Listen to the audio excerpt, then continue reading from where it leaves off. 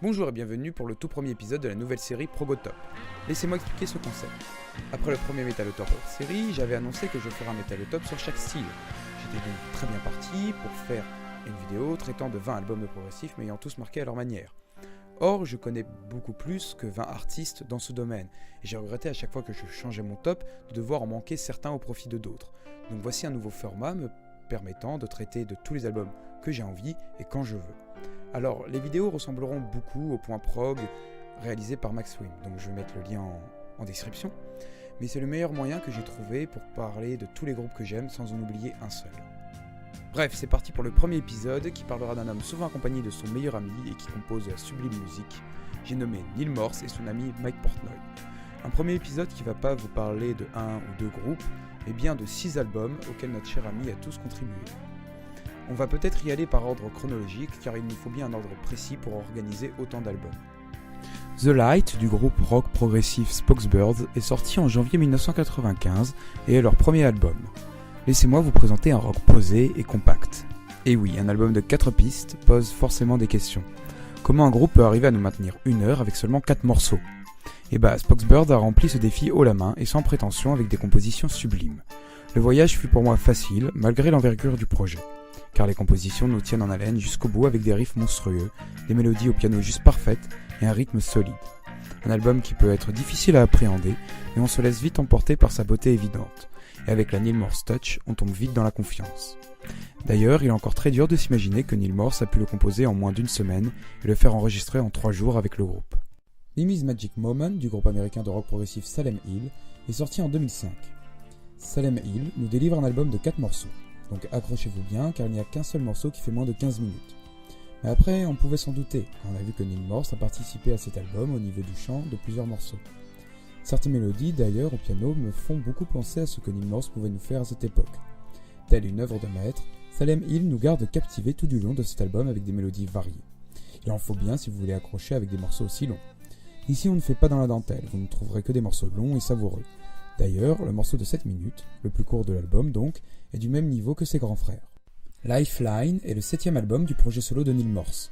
Pour vous rassurer, ce disque fait plus de 4 pistes. Bref, l'album le plus réussi de sa carrière solo. Attention, c'est mon avis, vous êtes libre de préférer un autre.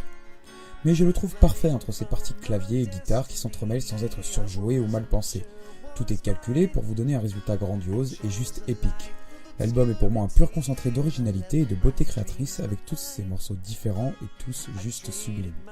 Un album que j'adore réécouter et redécouvrir tellement qu'il peut nous rendre addictifs au son de Neil Morse. Et devinez qui est le batteur ? Mike Portnoy bien sûr.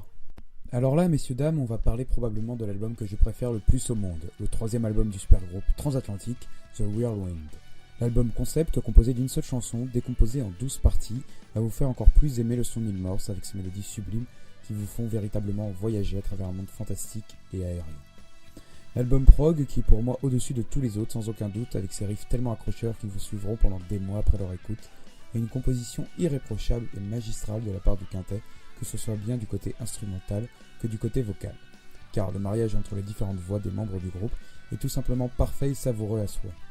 Je comprends tout à fait quand Mike Portnoy le classe dans ses 3 albums les plus réussis à côté de Metropolis Part 2, Scenes from a Memory, et The Similitude of a Dream, un album que vous devriez foncer écouter. Le dernier supergroupe dont fait partie Neil Morse est Flying Colours, qui a sorti son premier album éponyme en 2012. Le groupe est composé de notre bon cher duo Mike Portnoy et Neil Morse, avec Steve Morse, Deep Purple, Dixie Dregs et ex-Kansas, Dave LaRue, Dixie Dregs et Planet X, et Casey McPherson d'Alpha Rave, qui a une voix tout simplement magique. Car si vous trouviez que Neil Morse avait une belle voix, alors attendez d'écouter Casey sur des ballades telles qu'Elia, ou les morceaux épiques comme The Storm. Un super groupe rafraîchissant et magistral, une bonne découverte et un gage de qualité assuré. D'ailleurs, pour les intéressés, le groupe est entré au studio il y a plusieurs jours pour enregistrer leur 3e album et qui devrait arriver pour la rentrée 2017 selon les prévisions de notre ami Mike Portnoy. Le dernier album dont je vais parler est le dernier disque en date de Neil Morse, qui n'est qu'autre que The Similitude of the Dream de The Neil Morse Band. Neil Morse, comme pour Transatlantic ou Flying Colours, joint ses idées à celles des autres membres pour composer ses albums et ne fait plus cavalier seul, au grand bonheur de certains et au malheur d'autres. L'album en question n'est pas à prendre à la légère, car c'est un double album retraçant les premières pages du livre The Pilgrim Process, écrit en 1678 par le baptiste réformé John Bunyan. Une allégorie sur le voyage d'un homme des plus bananes nommé Christian, qui décide de prendre la route pour atteindre la cité de Sion. Ainsi, il décide de quitter la cité de la destruction, affronte de nombreuses épreuves, rencontre des personnages archétypaux et se fraye un chemin vers la cité céleste.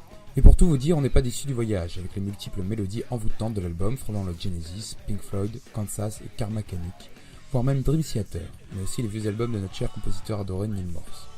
Mais je rejoins l'avis de pas mal de personnes en disant que Neil Morse aurait livré un véritable chef-d'œuvre en condensant cet album en un seul disque. Mais le groupe a préféré développer ses textes et ses mélodies pour nous rendre le voyage plus agréable et plus compréhensible. Je regrette un peu cette décision car pour tout vous dire, même avec de nombreuses écoutes derrière moi, il y a toujours des morceaux qui passent inaperçus devant d'autres.